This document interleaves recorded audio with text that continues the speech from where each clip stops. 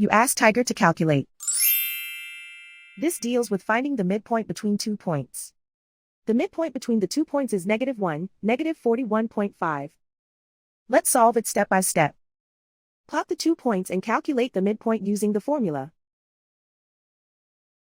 The coordinates of point 1 are, x1 equals -29, y1 equals -25. The coordinates of point 2 are, x2 equals 27, y2 equals -58. PM represents the midpoint of the 2 points.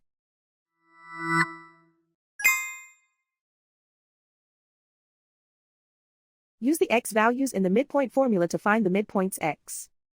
x1 equals -29. x2 equals 27.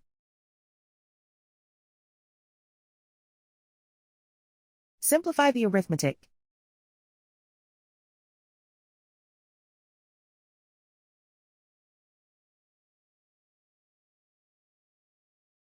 Use the y values in the midpoint formula to find the midpoints y.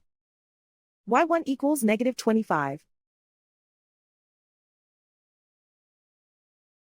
y2 equals -58. Simplify the arithmetic.